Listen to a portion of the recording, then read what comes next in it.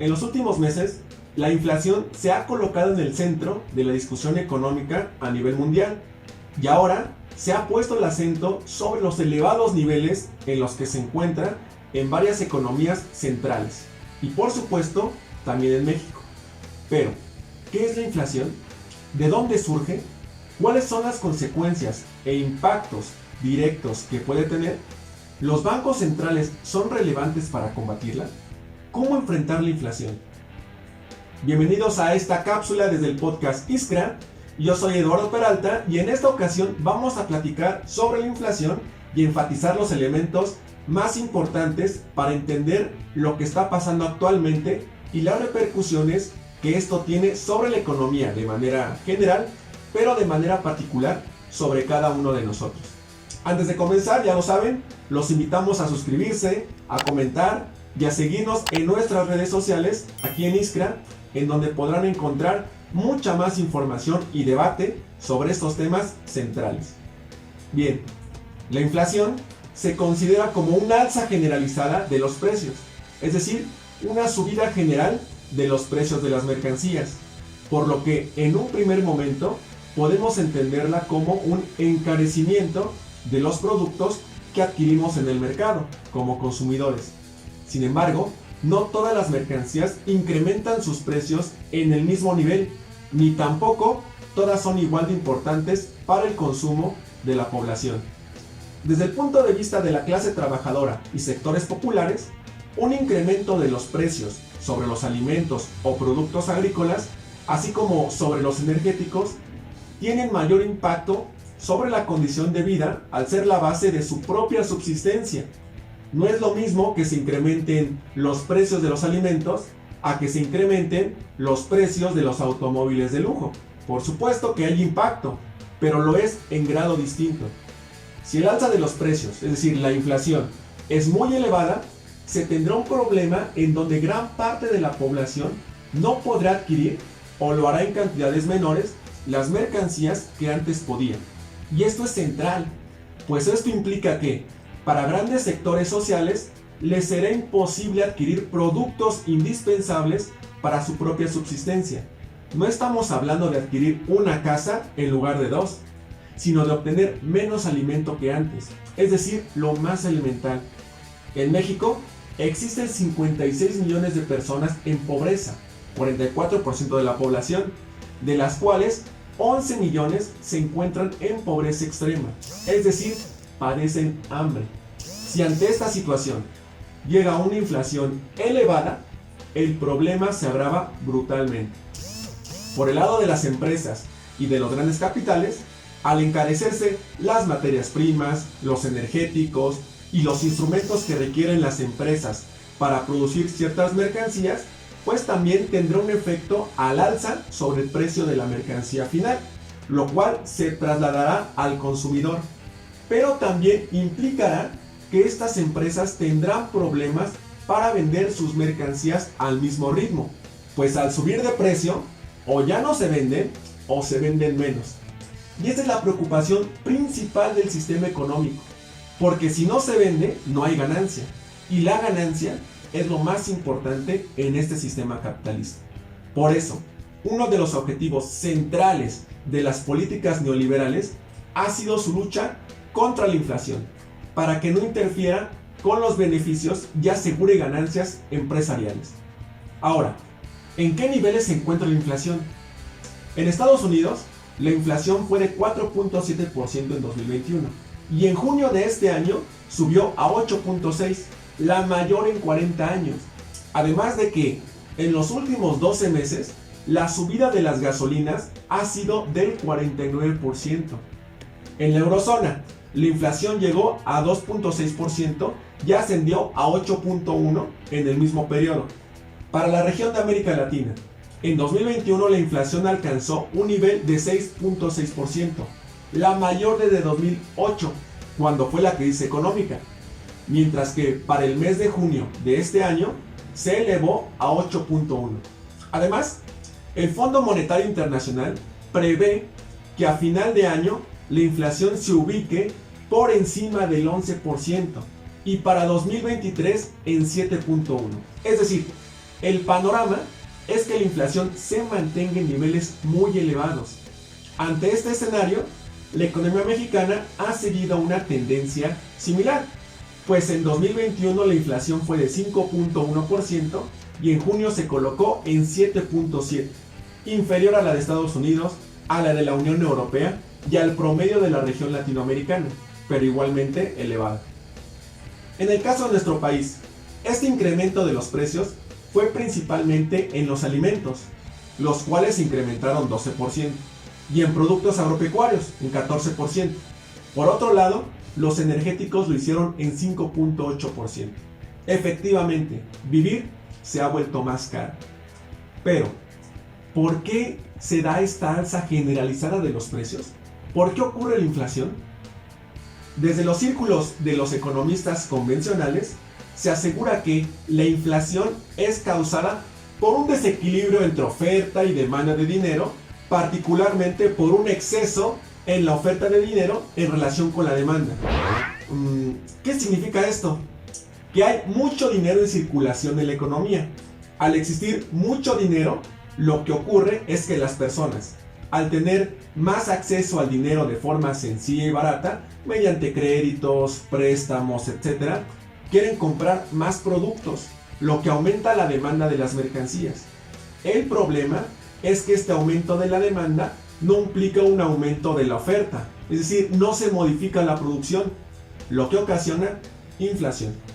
Por ejemplo, cuando vamos a una tienda departamental o centro comercial o de autoservicio o incluso algún banco y nos ofrecen un crédito o una tarjeta de crédito para comprar lo que queramos con facilidades de pago, a meses sin intereses, tenemos dinero con el que se amplían nuestras necesidades de consumo y podemos aumentar nuestras compras. Cabe destacar que este crédito lo ofrecen las empresas y los bancos por necesidad de que se consuman las mercancías que ofrecen y no se les queden en las bodegas, lo que generaría crisis económicas. Pero bueno, eso lo analizaremos a profundidad en otro video. De esta manera, al tener mayor disposición de dinero, se genera un incremento del querer comprar, es decir, de demanda de mercancías. Pero la cantidad de mercancías no crece al mismo nivel. Si yo quiero comprar una televisión porque ahora ya dispongo de dinero gracias al crédito y demás, también existirán otras personas en la misma situación que quieran comprar una televisión. Sin embargo, no se producen más televisiones, sino que las que ya existen son las que se ofrecen en el mercado, tienda o centro comercial.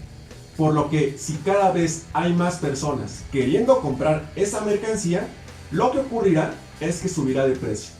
Y esto es lo que ocurre a nivel general de la economía para el conjunto de las mercancías. Suben de precio y esto es inflación.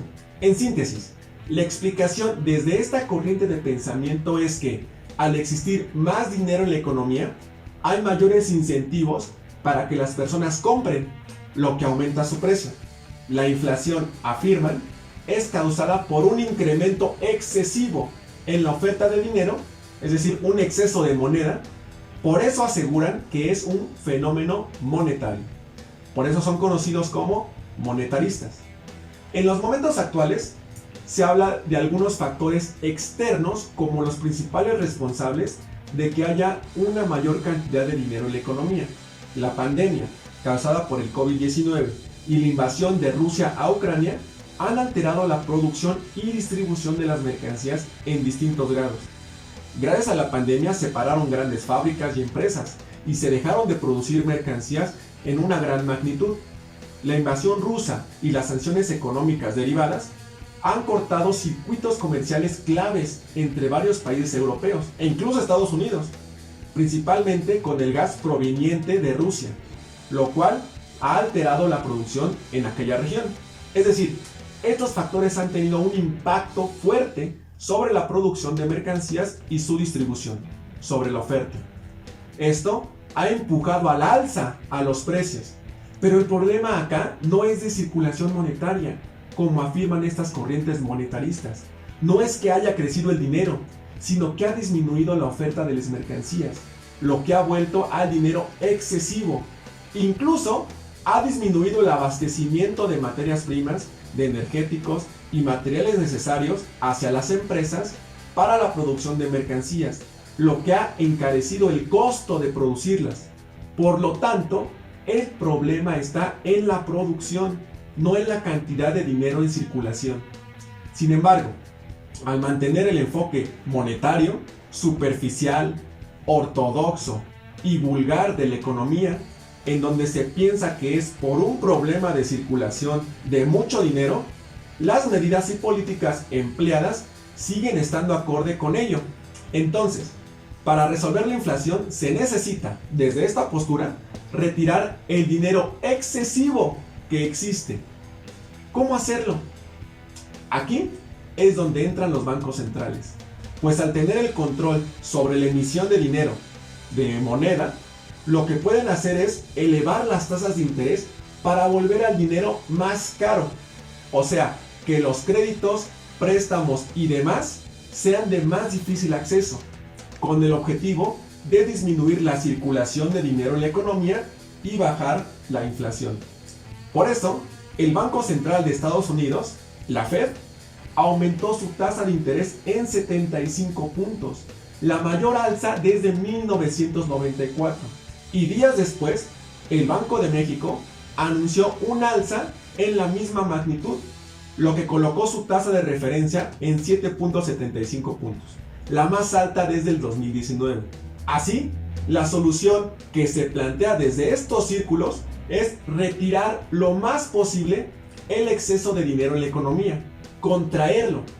Al hacerlo, se espera que el mercado se encargue de corregir el desequilibrio y que estimule la oferta. Pero esto no va a ocurrir. El mercado es incapaz de resolver el problema. Por el contrario, es justo por dejar operar al mercado libremente que se profundizan estos fenómenos económicos. La inflación no se va a resolver aumentando la tasa de interés, porque al aumentar la tasa de interés encarece el crédito, es decir, el dinero se vuelve caro, por lo que prefieres no gastar. Entonces se restringe no solo el consumo, sino principalmente la inversión. No hay incentivo a producir, contraes la producción, disminuyes la producción, por lo que sigue la escasez de productos y se profundiza la inflación. Pero además, al disminuir la producción, requieres a menos trabajadores, lo que se traduce en desempleo o en bajos salarios. Está claro que quienes están al frente del Banco de México y de los bancos centrales se manejan en torno a los libros de texto ortodoxos, neoclásicos, de que hay que aumentar la tasa de interés para disminuir la inflación a partir de restringir la actividad económica y de aumentar el desempleo. Situación que no solo no disminuirá la inflación, sino que además, al frenar la actividad económica, provocará un escenario de recesión y crisis. Todo indica que nos dirigimos a un contexto de inflación con recesión, con estancamiento. Por ejemplo, el pronóstico económico mundial bajó de 4.1 a 2.9% y para México pasó de 2.1 a 1.7. Es decir, precios altos con bajos niveles de actividad económica, de producción, de empleo, de consumo. Esto es lo que se conoce desde el lenguaje económico como estanflación, estancamiento con inflación. A pesar de esto, los economistas ortodoxos siguen con la misma línea. Agustín Carstens dice que se debe aumentar más la tasa de referencia. Alberto González, economista para México de la OCDE, afirma que se seguirá requiriendo que el Banco de México incremente la tasa de referencia, al igual que el presidente de la CONCAMIN. Y aquí hay un punto muy interesante, porque a pesar de que se diga que el Banco Central es independiente y autónomo, esto es completamente falso. No existe la independencia, ni autonomía, ni mucho menos pureza ideológica de los bancos centrales. No están despolitizados ni libres de ideología. Por el contrario, están movidos por la teoría económica neoclásica, profundamente ideológica, a favor de las grandes empresas y capitales. Esta teoría ortodoxa y vulgar sirvió y sigue sirviendo para legitimar la aplicación de políticas que dañan a las clases trabajadoras y populares con el objetivo de aumentar las ganancias de los grandes capitales. Banco Central Autónoma, medidas de ajuste y austeridad al gasto social, el ataque a los trabajadores mediante bajos salarios, ataque a sindicatos, eliminación de prestaciones, de seguridad social, desempleo. Así, el control de la inflación ha sido a costa de la reducción de salarios, del desempleo, de privatizaciones, de apertura comercial, de ruptura del aparato productivo nacional. La inflación ha sido utilizada para generar miedo en la población. Es presentada como uno de los males más terribles para la economía y para los pueblos. Por lo tanto, tiene que ser combatida cueste lo que cueste. Y sí, la inflación impacta sobre la condición de las grandes masas trabajadoras al encarecer la vida misma, por lo cual es necesario enfrentarla y resolverla, por supuesto. Pero el problema es la forma de hacerle frente. Desde los postulados de esta teoría económica, o pseudo-teoría económica, no hay peor enemigo que la inflación. Por eso, no importa si tenemos que bajar los salarios, o aumentar el desempleo, o privatizar la salud y la educación, o destruir el aparato productivo. Por eso, el control de la inflación ha sido la trampa del modelo económico vigente. Y, como muestra de ello, basta revisar los datos de la distribución del ingreso en todos los países que han seguido la norma.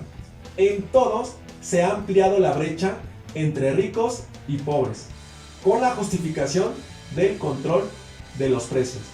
Fíjense, el gobernador del Banco de Inglaterra, Andrew Bailey, aseguró que necesitamos moderación en la negociación salarial.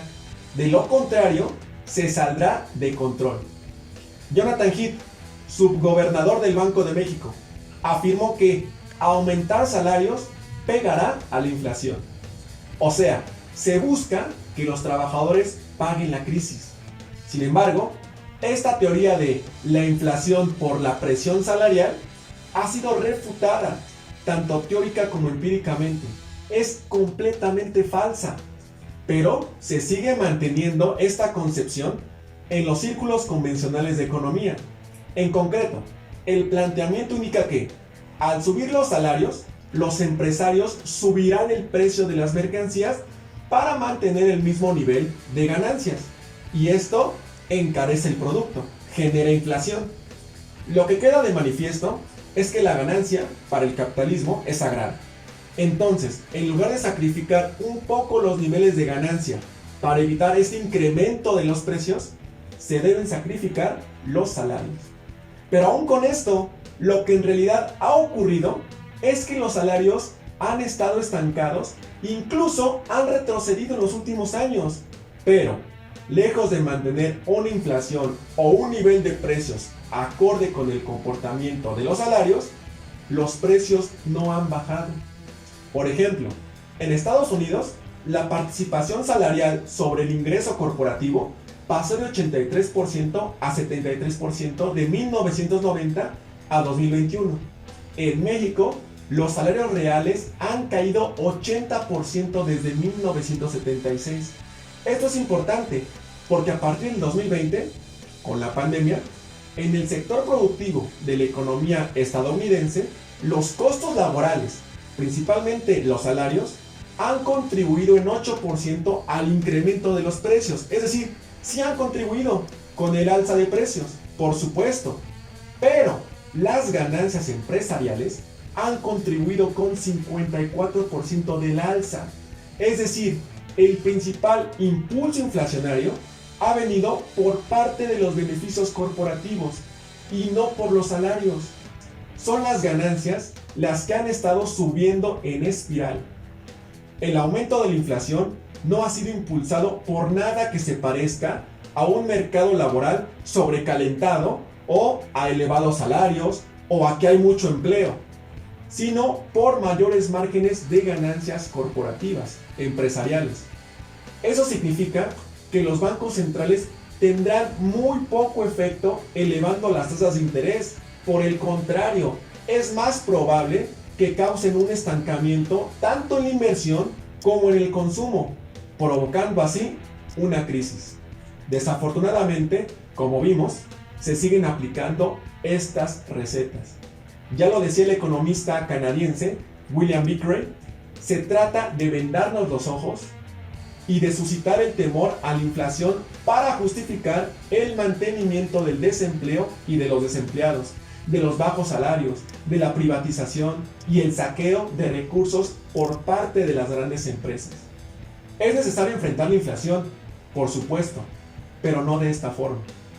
López Obrador ha dicho que en su visita a Washington planteará una fórmula conjunta a Joe Biden contra la inflación. No ha dicho de qué se trata, pero hizo énfasis en que se debe poner acento en impulsar la actividad productiva y ya pensar en otras fórmulas que las mismas de siempre que aplican los bancos centrales. Ya veremos de qué se trata. Pero si no se ataca la forma en la cual se produce, si se sigue dejando actuar libremente al capital privado, si no se estimula la inversión y la producción, el mercado no lo va a resolver. Por eso es importante que el Estado tenga el control sobre sectores estratégicos y productivos para que pueda incidir sobre los precios a partir del control de la producción, no de la circulación de la moneda, como pretenden los ideólogos del capital privado, mientras son ellos quienes se quedan con los sectores estratégicos.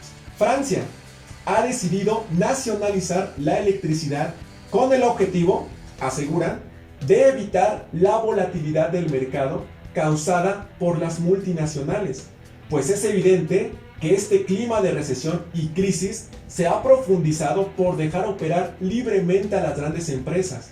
Se espera que varios países de Europa tomen medidas similares. Por eso era central la reforma eléctrica que se propuso en nuestro país, pero que finalmente no se logró aprobar. Para hacer frente a la inflación, se debe controlar la producción. Por lo mientras, es fundamental seguir de cerca el tema de la inflación y analizarlo de forma crítica y científica, pues desafortunadamente, como menciona Rolando Astarita, todo está orientado para que un estudiante se reciba de economista sin haberse preguntado jamás de dónde y cómo surge la ganancia del capital, la cual proviene de la explotación del trabajador. En última instancia, se trata de la pregunta maldita para la economía política burguesa. Y al arte de este ocultamiento se le llama ciencia económica. No se olviden de seguirnos y suscribirse. Tenemos muchos temas más para discutir, debatir y analizar aquí en Iskra, y que la chispa siga incendiando la pradera.